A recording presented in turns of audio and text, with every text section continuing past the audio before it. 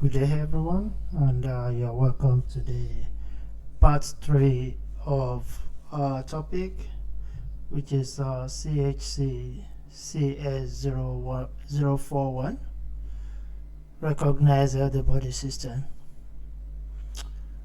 Today we're going to be, for those that are just joining us, please try to watch the last two videos in order to catch up with where we are. So today we are going to be moving forward from the impact of aging and disability.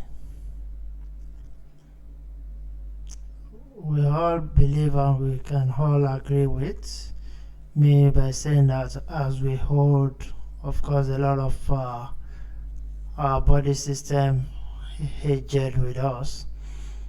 Likewise, all the endocrine system changes due to the decrease in the hormone production. So endocrine function normally decline with age because of the hormone receptors, and they become less sensitive. In most of our clients, particularly ladies or women, they might not really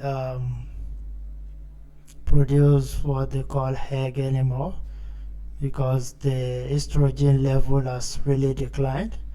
Likewise, in men, the level at which the testosterone actually function will have decreased, will always decrease gradually.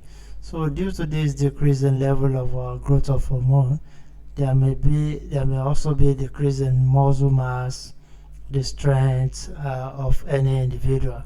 So it is very, very important that we as care worker, as a support worker, we provide the necessary support for our clients in order for them to remain active, so that even when these hormones are not really up to the standard or they've actually declined, they can still perform more than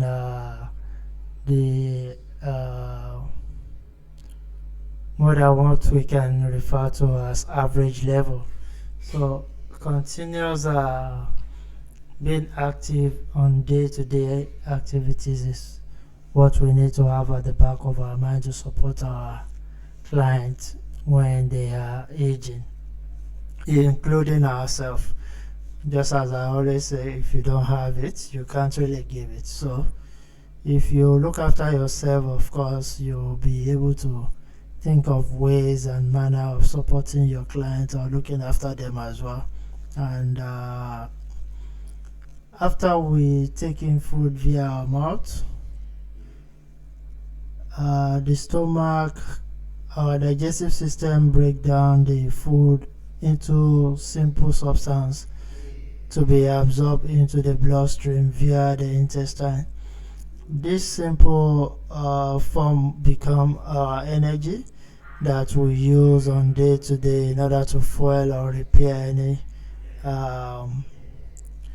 any of our body and the enzymes that assist in digesting the food that we take in include the hydrochloric acid pepsin. This particular enzyme helps to break down the protein into amino acid. The bile, which is another enzyme, helps to emulsify the fats and the fat-soluble vitamins. Lipid helps to break down the fat into the fatty acid. Amylase also helps in breaking down the carbohydrates, which of course most of us call starch, into maltose. Maltase help to convert maltose to glucose, and Proteins help to break down protein into amino acid as well. These are the basic way by which we get energy that we can use on our day-to-day activities. After talking about this digestive system, the next system we'll be referring to is the urinary system. The urinary system removes liquid waste from the blood to keep our body stable, to keep the blood stable balance of salt and other substances in the blood. The urinary system also eliminates waste in process called urination.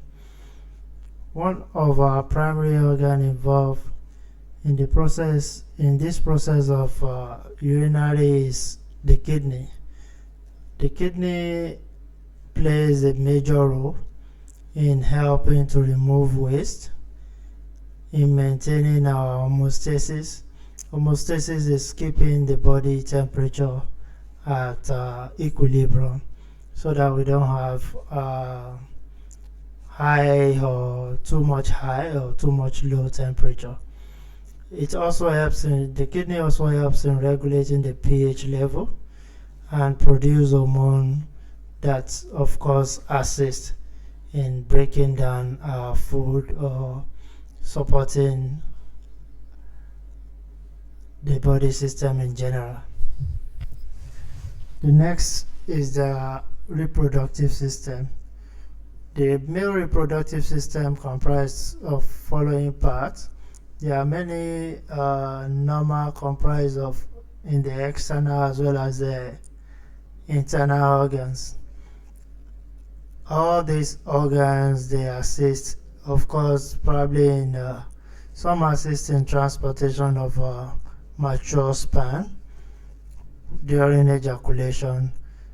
The ejaculator duct helps in emptying into the urethra. The urethra carries the urine from the bladder outside of the body, and it's also the function of expelling the sperm as well.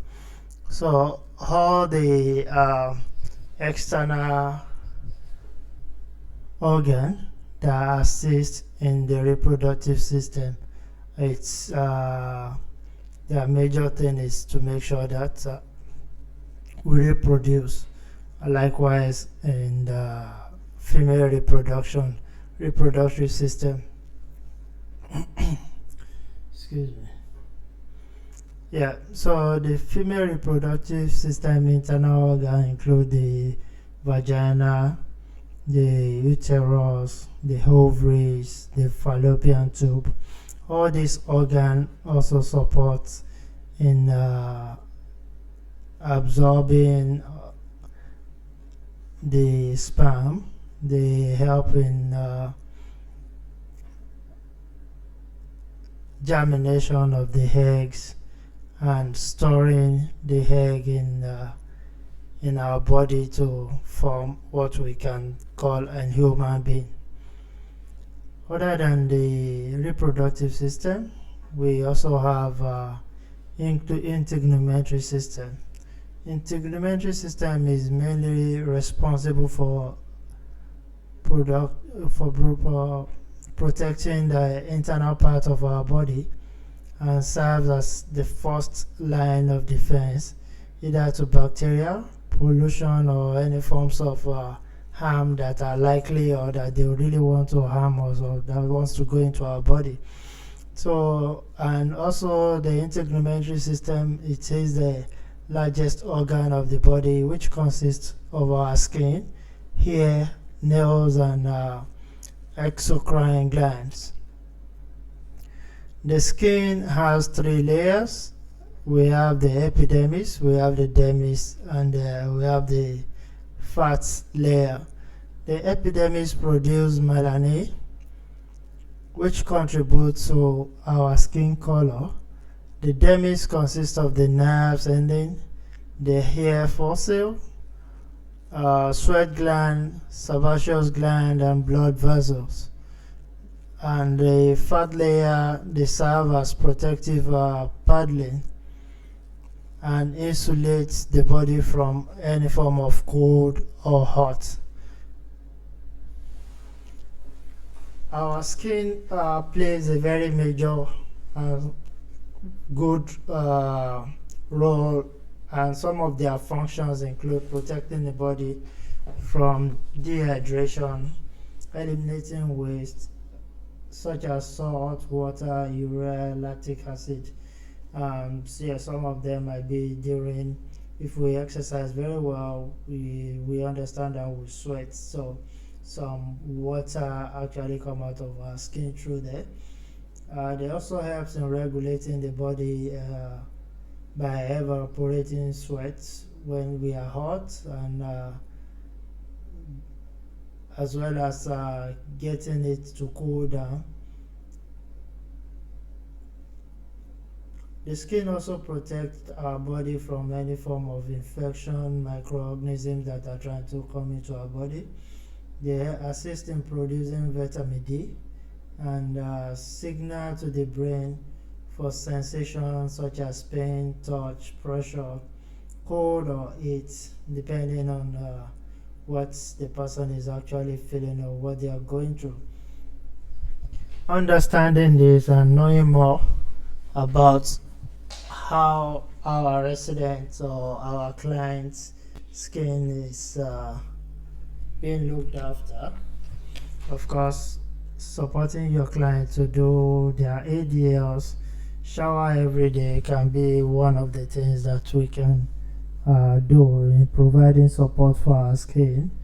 And other than showering, we can always we can encourage them to also drink enough water, as well as putting on sunscreen during this sunny, or even just applying body lotion in order to keep the body moisturized.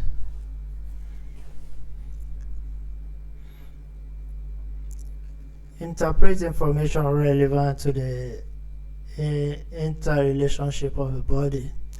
Just as we said, a body consists of a complex structure of a system, and all these body system works together. If we are having pain in any part of our body, it just affects virtually every part of the body. For example, if someone has an injury and they are having they have sore, the body is sore, or even that particular part of the body is sore, we have a lot of pain virtually all over our body. Even our brain, we might even have headache because of such pain. So the body works in a uniform way. So the heart, which is part of our circulatory system, does not pump blood unless our brain, which functions under the nervous system, tells it to do so.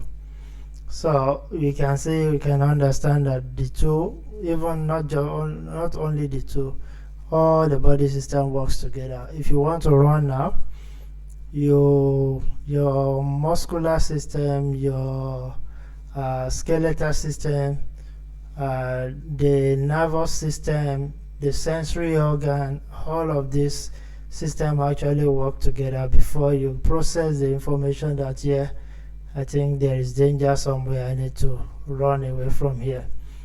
The endocrine system coordinates with other organ systems by releasing hormones that function as chemical signal, and muscular system will not function if the respiratory system or circulatory system do not supply it the required oxygen or nutrient to be able to function. So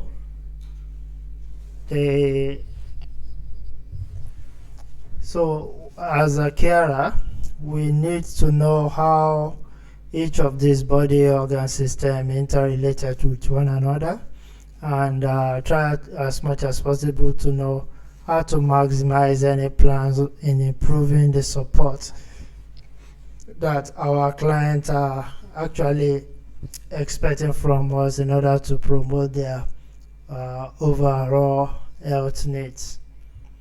Not knowing how basic organ interprets with each other can lead to grave consequences. Some of them can include confusion with interpretation, injuries, expensive mistake being made, medical malpractice, or even loss of life. Don't forget, we are dealing with people's life when we are working in this industry, and information that is wrongly sent out might really be quite catastrophic. So we don't want to be in you don't want to be in that situation. If you are unsure or if you don't know something, please ask question. Don't assume.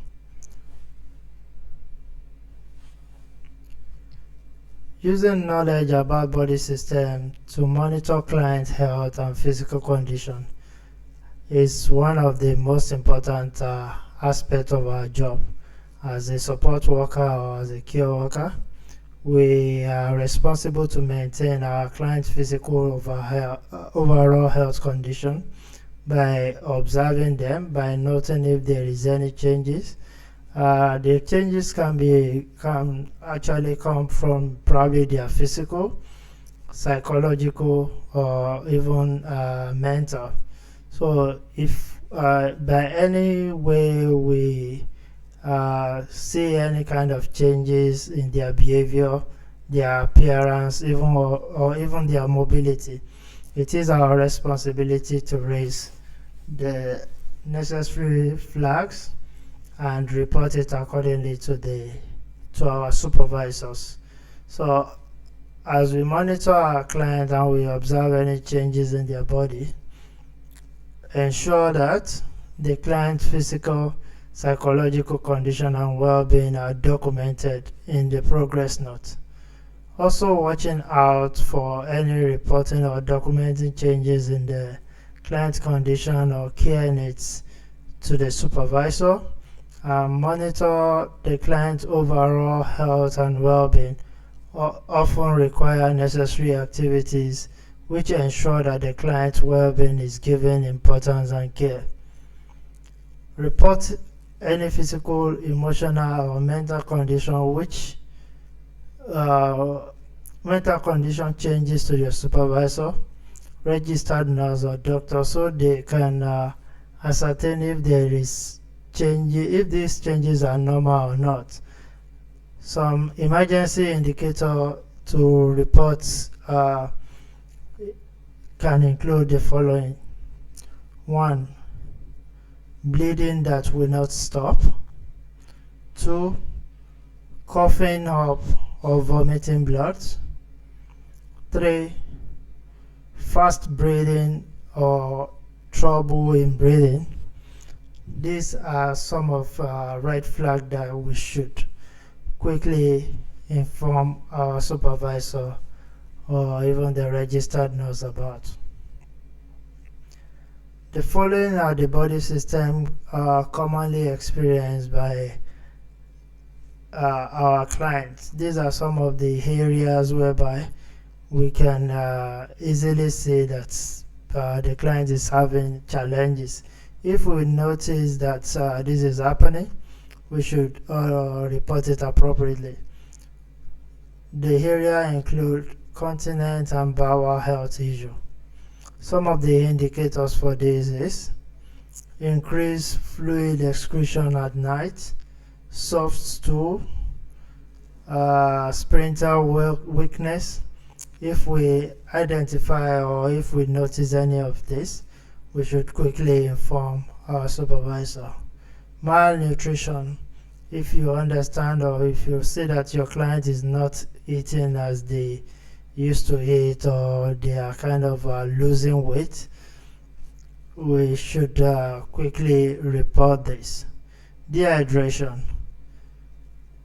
not urinating frequently, dry, sticky mouth, unexplained tiredness, dark color urine. These are some of the indicators that someone is dehydrated. And yeah, we report this, of course, and sometimes we can even suggest that they drink some water.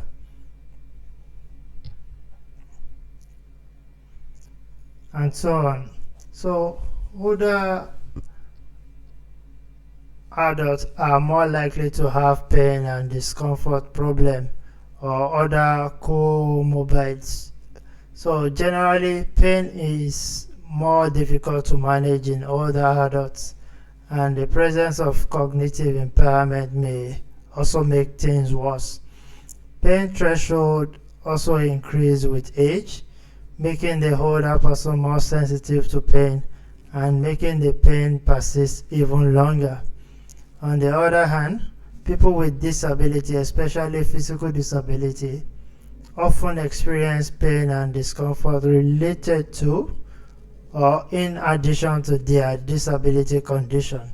So as people with disability also age, the frequency and severity of this pain and discomfort actually also increases.